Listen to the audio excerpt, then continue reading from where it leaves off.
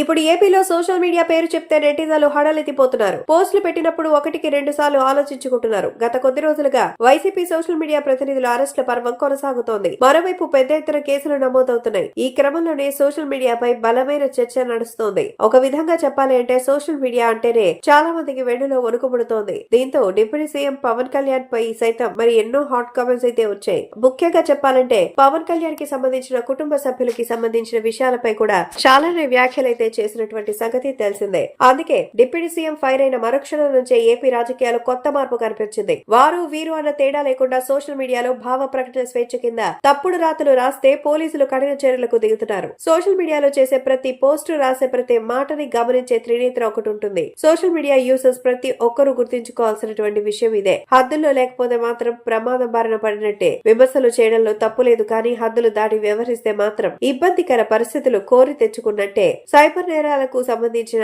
చట్టాలు మారాయి. సెక్షన్స్ ని మరింత కఠినతరంగా అయితే మార్చేశాయి. గతంలో 41A నోటీసులు ఇచ్చి చేతులు దులిపేసుకునేవారు. ఇక నుంచి అలా ఉంటామంటే కుదరదు. కఠిన సెక్షన్లు అమల్లోకి వచ్చాయి. ఒక్కసారి అరెస్ట్ జరిగితే జైల్లో మగ్గాల్సిన పరిస్థితి వచ్చేస్తుంది. అందుకే ఒకటికి 2 సార్లు జాగ్రత్తగా చూసి సోషల్ మీడియాలో పోస్టులు పెట్టాలి.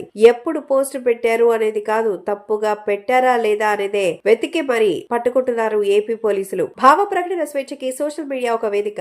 దాన్ని ఎలా ఉపయోగించుకుంటే అలా ఉపయోగపడుతుంది. దుర్వినియోగం చేస్తే అంతలా దుర్వినియోగం అవుతుంది. గత 5 ఏళ్ల వైసీపీ పాలనలో ఎక్కువగా దుర్వినియోగం అయిపోయింది. పార్టీ కోసం, ఒక వ్యక్తి కోసం ఉపయోగపడింది, కానీ సమాజానికి మాత్రం చేడు తెచ్చింది. కొందరిపై వ్యక్తిత్వ హననానికి కారణమైంది. ఒకటి మాత్రం సోషల్ మీడియాపై బలమైన చర్చ మాత్రం ప్రారంభమైంది. కనీసం కేసుల భయంతోనైనా సోషల్ మీడియాలో మార్పు వస్తే అది ఆహ్వానించదగిన పరిణామమే.